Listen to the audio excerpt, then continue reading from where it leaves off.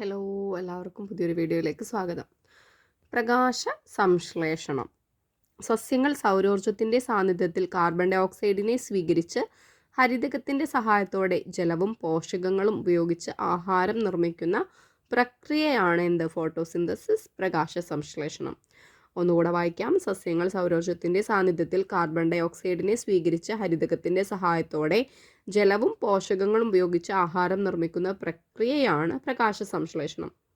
വായുവിലെ carbon dye ഓക്സൈഡിൻ്റെ അളവ് കുറയ്ക്കാൻ സഹായിക്കുന്ന സസ്യ പ്രവർത്തനം പ്രകാശ സംശ്ലേഷണം. വായുവിലെ കാർബൺ ഡൈ ഓക്സൈഡിൻ്റെ അളവ് കുറയ്ക്കാൻ സഹായിക്കുന്ന സസ്യപ്രവർത്തനം പ്രകാശ സംശ്ലേഷണം. പ്രകാശ സംശ്ലേഷണത്തിന് ആവശ്യമായ വർണ്ണകം ഹരിതകമാണ്. പ്രകാശ സംശ്ലേഷണത്തിന് ആവശ്യമായ വർണ്ണകം ഹരിതകമാണ്. പ്രകാശ സംശ്ലേഷണത്തിലൂടെ ആഹാരം നിർമ്മിക്കുന്നത് പ്രകാശ പോഷികളാണ്. പ്രകാശ സംശ്ലേഷണത്തിലൂടെ ആഹാരം നിർമ്മിക്കുന്നത് പ്രകാശ പോഷികളാണ്. പ്രകാശ സംശ്ലേഷണത്തിൻ്റെ പ്രവർത്തന തോത് കൂടിയ പ്രകാശം ചുവപ്പാണ്. പ്രകാശ സംശ്ലേഷണത്തിൻ്റെ പ്രവർത്തന തോത് കൂടിയ പ്രകാശം ചുവപ്പ്. പ്രകാശ സംശ്ലേഷണത്തിലൂടെ ആഹാരം നിർമ്മിക്കുന്നത് പ്രകാശപോഷികൾ. പ്രകാശ സംശ്ലേഷണത്തിന് ആവശ്യമായ വർണ്ണകം ഹരിതകം. പ്രകാശ സംശ്ലേഷണം ഏറ്റവും കുറവ് നടക്കുന്ന പ്രകാശം മഞ്ഞയിലാണ്. പ്രകാശ സംശ്ലേഷണ ഫലമായി ലഭിക്കുന്ന ഉൽപ്പന്നം എന്താണ്? പ്രകാശ സംശ്ലേഷണ ഫലമായിട്ട് ലഭിക്കുന്ന ഉൽപ്പന്നം അന്നജമാണ്. എന്താണ് പ്രകാശ സംശ്ലേഷണ ഫലമായിട്ട് ലഭിക്കുന്ന ഉൽപ്പന്നം? അന്നജം. അന്നജ നിർമ്മാണ സമയത്ത് സസ്യങ്ങൾ സ്വീകരിക്കുന്ന വാതകം കാർബൺ ഡൈ ഓക്സൈഡ്. അന്നജ നിർമ്മാണ സമയത്ത് സസ്യങ്ങൾ സ്വീകരിക്കുന്ന വാതകം ഏതാണ്? Carbon dioxide. അപ്പോൾ ആദ്യമായിട്ട് വീഡിയോ കാണുന്നവരാണെങ്കിൽ ഒന്ന് സപ്പോർട്ട് ചെയ്യണേ. അന്നജ നിർമ്മാണ സമയത്ത് പുറന്തള്ളപ്പെടുന്ന വാതകം ഓക്സിജനാണ്. അന്നജ നിർമ്മാണ സമയത്ത് സസ്യങ്ങൾ സ്വീകരിക്കുന്ന വാതകം കാർബൺ ഡൈ ഓക്സൈഡ്. അന്നജ നിർമ്മാണ സമയത്ത് പുറന്തള്ളപ്പെടുന്ന വാതകം ഓക്സിജൻ. പ്രകാശ സംശ്ലേഷണത്തിനായി സ്വീകരിക്കുന്ന ജലം വിഘടിച്ച് പുറന്തള്ളുന്ന വാതകം ഓക്സിജൻ. പ്രകാശ സംശ്ലേഷണത്തിനായി സ്വീകരിക്കുന്ന ജലം വിഘടിച്ച് പുറന്തള്ളുന്ന വാതകം ഓക്സിജനാണ്. സസ്യങ്ങൾ ശ്വസനത്തിന് ഉപയോഗിക്കുന്ന വാതകം ഏതാണ്? ഓക്സിജനാണ് അല്ലേ? സസ്യങ്ങൾ ശ്വസനത്തിന് ഉപയോഗിക്കുന്ന വാതകം ഓക്സിജനാണ്. രാത്രികാലങ്ങളിൽ സസ്യം പുറത്തുവിടുന്ന വാതകം കാർബൺ ഡൈ ഓക്സൈഡ്. രാത്രികാലങ്ങളിൽ സസ്യങ്ങൾ പുറത്തുവിടുന്ന വാതകം കാർബൺ ഡൈ ഓക്സൈഡ്. ഒരു പ്രിവ്യൂസ് ക്വസ്റ്റ്യൻ നോക്കാം. പ്രകാശ സംശ്ലേഷണ സമയത്ത് പുറന്തള്ളുന്ന ഓക്സിജന്റെ ഉറവിടം ഏതാണ്? പ്രകാശ സംശ്ലേഷണ സമയത്ത് പുറന്തള്ളുന്ന ഓക്സിജന്റെ ഉറവിടം ജലത്തിന്റെ വിഘടനമാണ്. UP സ്കൂൾ ടീച്ചർ 2022 NCA 2022 ചോദിച്ചൊരു ക്വസ്റ്റ്യൻ ആണ് കേട്ടോ. പ്രകാശ സംശ്ലേഷണ സമയത്ത് പുറന്തള്ളുന്ന ഓക്സിജന്റെ ഉറവിടം ഏതാണ്? ജലത്തിന്റെ വിഘടനമാണ്. വാതക വിനിമയം സസ്യങ്ങളിലെ പ്രധാന വാതക വിനിമയ കേന്ദ്രങ്ങൾ. സസ്യങ്ങളിലെ പ്രധാന വാതക വിനിമയ കേന്ദ്രങ്ങളാണ് ആസ്യരന്ധ്രങ്ങൾ, സ്റ്റൊമാറ്റ. പ്രകാശ സംശ്ലേഷണത്തിൻ്റെ ഉപോൽപ്പന്നമായ ഓക്സിജൻ, ശ്വസനത്തിൻ്റെ ഉപോൽപ്പന്നങ്ങളായ കാർബൺ ഡൈ ഓക്സൈഡ്, ജലം എന്നിവ പുറന്തള്ളുന്നത് ആസ്യരന്ധ്രങ്ങളാണ്. പ്രകാശ സംശ്ലേഷണത്തിൻ്റെ ഉപോൽപ്പന്നമായ ഓക്സിജൻ, ശ്വസനത്തിൻ്റെ ഉപോൽപ്പന്നങ്ങളായ കാർബൺ ഡൈ ഓക്സൈഡ്, ജലം എന്നിവ പുറന്തള്ളുന്നത് ആസ്യരന്ധ്രങ്ങളാണ്. കാണ്ഡത്തിൻ്റെയും വേരിൻ്റെയും ഉപരിതലത്തിൽ കാണപ്പെടുന്ന ചെറു സുഷിരങ്ങൾ ലെൻഡിസെല്ലുകളാണ്. ലെൻഡിസെൽസ്. കാണ്ഡത്തിൻ്റെയും വേരിൻ്റെയും ഉപരിതലത്തിൽ കാണപ്പെടുന്ന ചെറു സുഷിരങ്ങൾ ലെൻഡിസെല്ലുകൾ. കാണ്ഡത്തിലും വേരിലും വാതകവിനിമയം നടക്കുന്ന സുഷിരം ലെൻഡിസെൽ. കാണ്ഡത്തിലും വേരിലും വാതകവിനിമയം നടക്കുന്ന സുഷിരം ലെൻഡിസെൽ. ലെൻഡിസെല്ലിലൂടെ കോശങ്ങൾക്കിടയിൽ വാതകവിനിമയം നടക്കുന്ന പ്രക്രിയ ഡിഫ്യൂഷൻ. ലെൻഡിസെല്ലിലൂടെ കോശങ്ങൾക്കിടയിൽ വാതകവിനിമയം നടക്കുന്ന പ്രക്രിയ ഡിഫ്യൂഷനാണ്. സസ്യങ്ങളിൽ ഭക്ഷണം പാകം ചെയ്യാൻ സഹായിക്കുന്ന വാതകം കാർബൺ ഡൈ ഓക്സൈഡ്. സസ്യങ്ങളിൽ ഭക്ഷണം പാകം ചെയ്യാൻ സഹായിക്കുന്ന വാതകം കാർബൺ ഡൈ ഓക്സൈഡ് ആണ്. പ്രകാശ സംശ്ലേഷണ സമയത്ത് ഓസോൺ പുറപ്പെടുവിക്കുന്ന സസ്യം തുളസിയാണ്. ഇമ്പോർട്ടൻ്റ് ആണ് കേട്ടോ. സസ്യങ്ങളിൽ ഭക്ഷണം പാകം ചെയ്യാൻ സഹായിക്കുന്ന വാതകം കാർബൺ ഡൈ ഓക്സൈഡും. പ്രകാശ സംശ്ലേഷണ സമയത്ത് ഓസോൺ പുറപ്പെടുവിക്കുന്ന സസ്യം തുളസിയുമാണ്. ഭൂമിയിലെത്തുന്ന സൗരോർജ്ജത്തിൽ സസ്യങ്ങളോട് ഉപയോഗപ്പെടുത്തുന്ന ഊർജ്ജത്തിൻ്റെ അളവ്. ഭൂമിയിലെത്തുന്ന സൗരോർജ്ജത്തിൽ സസ്യങ്ങൾ ഉപയോഗപ്പെടുത്തുന്ന ഊർജ്ജത്തിൻ്റെ അളവ് 5%. പ്രകാശ സംശ്ലേഷണത്തിൻ്റെ ഫലമായി ഓക്സിജൻ ഉണ്ടാകുന്നു എന്ന് തെളിയിച്ച ശാസ്ത്രജ്ഞൻ ആരാണ്? പ്രകാശ സംശ്ലേഷണത്തിൻ്റെ ഫലമായിട്ട് ഓക്സിജൻ ഉണ്ടാകുന്നു എന്ന് തെളിയിച്ച ശാസ്ത്രജ്ഞൻ ജോസഫ് പ്രീസ്റ്റ്ലി ആണ്. പ്രീസ്റ്റ് അല്ലേ? അങ്ങനെ ഒന്ന് ആലോചിച്ച് നോക്കിയേ. ജോസഫ് പ്രീസ്റ്റ്ലി ആണ് പ്രകാശ സംശ്ലേഷണത്തിൻ്റെ ഫലമായിട്ട് ഓക്സിജൻ ഉണ്ടാകുന്നു എന്ന് തെളിയിച്ച ശാസ്ത്രജ്ഞൻ. പ്രകാശ സംശ്ലേഷണത്തിൻ്റെ ഫലമായി പുറത്തു വരുന്ന ഓക്സിജന്റെ ഉറവിടം ജലമാണെന്ന് തെളിയിച്ച ശാസ്ത്രജ്ഞൻ ആരാണ്? Van Niel. പ്രകാശ സംശ്ലേഷണത്തിൻ്റെ ഫലമായി പുറത്തു വരുന്ന ഓക്സിജന്റെ ഉറവിടം ജലമാണെന്ന് തെളിയിച്ച ശാസ്ത്രജ്ഞൻ വാൻ നീൽ. പ്രകാശ സംശ്ലേഷണത്തിൻ്റെ ഫലമായി ഗ്ലൂക്കോസ് രൂപപ്പെടുന്നതിൻ്റെ വിവിധ ഘട്ടങ്ങൾ വിശദീകരിച്ച ശാസ്ത്രജ്ഞൻ മെൽവിൻ കാൽവിൻ. പ്രകാശ സംശ്ലേഷണത്തിൻ്റെ ഫലമായി ഗ്ലൂക്കോസ് രൂപപ്പെടുന്നതിൻ്റെ വിവിധ ഘട്ടങ്ങൾ വിശദീകരിച്ചത് മെൽവിൻ കാൽവിൻ അല്ലേ. പ്രകാശ സംശ്ലേഷണ പ്രവർത്തനങ്ങളെക്കുറിച്ചുള്ള പഠനങ്ങൾക്ക് നോബൽ സമ്മാനം നേടിയ ശാസ്ത്രജ്ഞൻ ആരാണ്? അദ്ദേഹം മെൽവിൻ കാൽവിൻ ആണ്. അദ്ദേഹം തന്നെയാണ് പ്രകാശ സംശ്ലേഷണത്തിന്റെ ഫലമായി ഗ്ലൂക്കോസ് രൂപപ്പെടുന്നതിന് വിവിധ ഘട്ടങ്ങൾ വിശദീകരിച്ചത് അല്ലെ. പ്രകാശ സംശ്ലേഷണം നടക്കുന്നത് എവിടെയാണ്? ഹരിത കണങ്ങളിലാണ്. ഒന്നുകൂടെ പറഞ്ഞവർക്ക് പ്രകാശ സംശ്ലേഷണം നടക്കുന്നത് എവിടെയാണ്? ഹരിത കണങ്ങളിലാണ് അല്ലെ പ്രകാശ സംശ്ലേഷണം നടക്കുന്നത്. ഹരിത കണത്തിലെ ഗ്രാനകളിലാണ് സൂര്യപ്രകാശത്തെ ആഗിരണം ചെയ്യാൻ കഴിവുള്ള വർണ്ണകങ്ങൾ കാണപ്പെടുന്നത്. എവിടെയാണ് സൂര്യപ്രകാശത്തെ ആഗിരണം ചെയ്യാൻ കഴിവുള്ള വർണ്ണകങ്ങൾ കാണപ്പെടുന്നത്? ഹരിത കണത്തിലെ ഗ്രാനകളിലാണ് കേട്ടോ. എവിടാണ്? ഹരിത കണത്തിലെ ഗ്രാനകളിൽ. ഹരിതകം എ ക്ലോറോഫിൽ എ, ഹരിതകം B chlorophyll B, carotene, xanthophyll എന്നീ വർണ്ണകങ്ങളാണ് ഗ്രാനയിലുള്ളത്. ഗ്രാനയിലുള്ളത് ഏതൊക്കെ വർണ്ണകങ്ങളാണ്?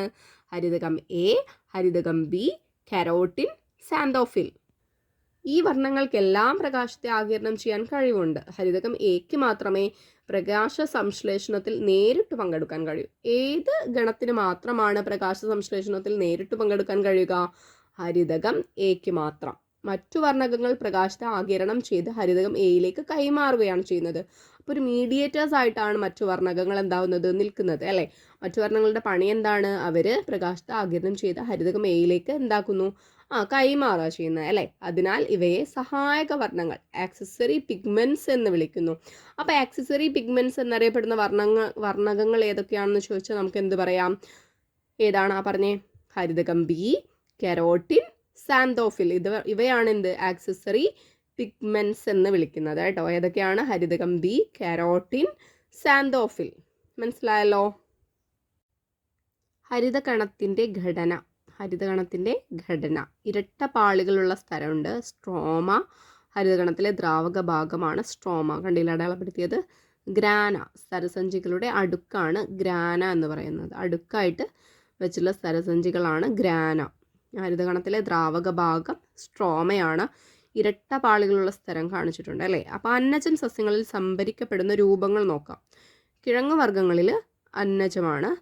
അടുത്തത് പയറുവർഗ്ഗങ്ങളിൽ പ്രോട്ടീൻ, എണ്ണക്കുരുക്കളിൽ കൊഴുപ്പായിട്ടാണ്. പഴവർഗ്ഗങ്ങളിലോ ഫ്രക്ടോസ്, കരിമ്പിൽ സൂക്രോസ്. ഒന്നും കൂടി നോക്കാം. അന്നജം സസ്യങ്ങളിൽ സംഭരിക്കപ്പെടുന്ന രൂപങ്ങളാണ് പറയുന്നത് കേട്ടോ. കിഴങ്ങുവർഗ്ഗങ്ങളിൽ അന്നജമായിട്ട് തന്നെയാണ്, പയറുവർഗ്ഗങ്ങളിൽ പ്രോട്ടീൻ ആയിട്ടാണ്, എണ്ണക്കുരുക്കളിലോ കൊഴുപ്പായിട്ട്, പഴവർഗ്ഗങ്ങളിൽ ഫ്രക്ടോസ് ആയിട്ടും കരിമ്പിൽ സൂക്രോസ് ആയിട്ടുമാണ്. ഹരിതഗണം ഗാന എന്നും സ്ട്രോമ എന്നും വിഭജിച്ചിട്ടുണ്ട്, രണ്ടായിട്ട് ഡിവൈഡ് ചെയ്തിട്ടുണ്ട് അല്ലേ. ഗ്രാനയിൽ പ്രകാശഘട്ടം എന്തൊക്കെയാണ് സംഭവിക്കുന്നത്? പ്രകാശം ഉപയോഗിക്കുന്നു, അതുപോലെ ജലം വിഘടിച്ച് ഓക്സിജൻ പുറന്തള്ളപ്പെടുന്നു, ഹൈഡ്രജൻ സ്ട്രോമയിലെത്തുന്നു. ഇതാണ് ഘട്ടം. പ്രകാശഘട്ടം. പ്രകാശം ഉപയോഗിക്കുന്നു, ജലം വിഘടിച്ച് ഓക്സിജൻ പുറന്തള്ളപ്പെടുന്നു, ഹൈഡ്രജൻ സ്ട്രോമയിലെത്തുന്നു. സ്ട്രോമ ഇരുണ്ട ഘട്ടമായിട്ടാണ്. അതിലെന്താണ്? പ്രകാശം ഉപയോഗിക്കുന്നില്ല അല്ലെ. സ്ട്രോമയിൽ ഇരുണ്ട ഘട്ടം, പ്രകാശം ഉപയോഗിക്കുന്നില്ല. ATPയിലെ ഊർജ്ജം ഉപയോഗിച്ച് ഹൈഡ്രജനെ കാർബൺ ഡൈ ഓക്സൈഡുമായി ചേർത്ത് ഗ്ലൂക്കോസ് നിർമ്മിക്കുകയാണ് ഇരുണ്ട ഘട്ടത്തിൽ നടക്കുന്നത്. പ്രകാശം ഉപയോഗിക്കുന്നില്ല, ATPയിലെ ഊർജ്ജം ഉപയോഗിച്ച് ഹൈഡ്രജനെ കാർബൺ ഡൈ ഓക്സൈഡുമായി ചേർത്ത് ഗ്ലൂക്കോസ് നിർമ്മിക്കുന്നു. ഊർജ നാണയങ്ങൾ, ഊർജത്തിന് നിരന്തര കൈമാറ്റത്തിന് ഉപയോഗിക്കുന്ന തന്മാത്രകളാണ് ATP. അപ്പോൾ നമ്മൾ ഇരുണ്ട ഘട്ടത്തിൽ ATP കണ്ടിരുന്നു അല്ലേ. ATP എന്താ? അഡിനോസിൻ ട്രൈഫോസ്ഫേറ്റ് ആണ്. ATP. ഊർജത്തിൻ്റെ നിരന്തര കൈമാറ്റത്തിന് ഉപയോഗിക്കുന്ന തന്മാത്ര ഏതാണ്? ATP ആണ്. ATP തന്മാത്ര വിഘടിച്ച് ADPയും ഫോസ്ഫേറ്റുമായി മാറുമ്പോൾ സ്വതന്ത്രമാകുന്ന ഊർജം ഉപയോഗിച്ചാണ് ഉപാപചയ പ്രവർത്തനങ്ങൾ നടക്കുന്നത്. ADP എന്താണ്? അഡിനോസിൻ ഡൈഫോസ്ഫേറ്റ് ആണ് അല്ലേ. ADP ഊർജം സംഭരിച്ച് വീണ്ടും ATP ആയി തീരുകയാണ് ചെയ്യുന്നത്. ഇങ്ങനെ ഊർജ്ജവിനിമയം നടത്തുന്നത് കൊണ്ട് ATP കോശത്തിൻ്റെ ഊർജ്ജ നാണയം എന്നറിയപ്പെടുന്നു. ATP ഇങ്ങനെ എന്താണ്? ഊർജ്ജവിനിമയം നടത്തുന്നത് കൊണ്ട് ആരെ ഊർജ്ജ നാണയം എന്നറിയപ്പെടുന്നു? ATPയെ ഊർജ്ജ നാണയം എന്ന് അറിയപ്പെടുന്നു. അടുത്തതായി നോക്കാൻ പോകുന്നത് ആൽഗകളും സസ്യപ്ലവകങ്ങളുമാണ്. എന്താണ് ആൽഗകളും സസ്യപ്ലവകങ്ങളും അല്ലേ. അന്തരീക്ഷ വായുവിലെ ഏകദേശം 70 മുതൽ 80% വരെ ഓക്സിജനും സമുദ്രത്തിലെ ആൽഗകളും സസ്യപ്ലവകങ്ങളുമാണ് പ്രദാനം ചെയ്യുന്നത്. അപ്പോൾ എന്താണ് അന്തരീക്ഷ വായുവിലെ ഏകദേശം 70 മുതൽ 80% വരെ ഓക്സിജനും സമുദ്രത്തിലെ ആൽഗകളും സസ്യപ്ലവകങ്ങളുമാണ് പ്രദാനം ചെയ്യുന്നത് അല്ലേ. വലിയ ഇനത്തിൽപ്പെട്ട തവിട്ടു നിറമുള്ള ആൽഗയാണ് സർഗാസം. എന്താണ് സർഗാസം?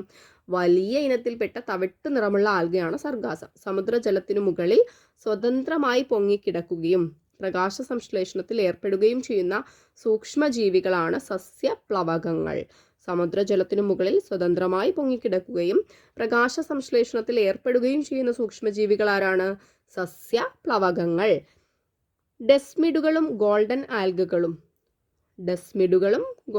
ആൽഗകളും സയാനോ ബാക്ടീരിയകളും സസ്യപ്ലവകങ്ങൾക്ക് ഉദാഹരണമാണ്. അപ്പോൾ സസ്യപ്ലവകങ്ങൾക്ക് ഉദാഹരണമാണ് ഡെസ്മിഡുകൾ, ഗോൾഡൻ ആൽഗകൾ, അതുപോലെ സയാനോ ബാക്ടീരിയകൾ.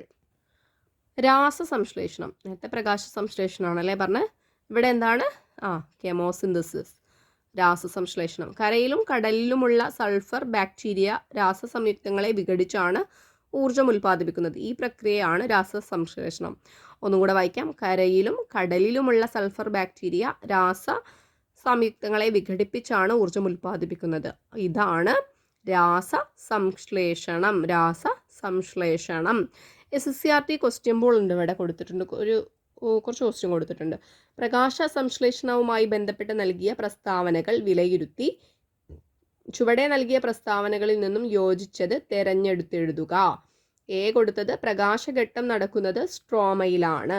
ഇരുണ്ട ഘട്ടത്തിൽ ഗ്ലൂക്കോസ് നിർമ്മിക്കുന്നു. ജലത്തിന്റെ വിഘടനം നടക്കുന്നത് പ്രകാശഘട്ടത്തിലാണ്. നമ്മളിപ്പോൾ കുറച്ച് മുൻപ് നോക്കിയിട്ടേ ഉള്ളൂ അല്ലേ. ഇരുണ്ടഘട്ടവും പ്രകാശഘട്ടവും നോക്കിയിരുന്നു.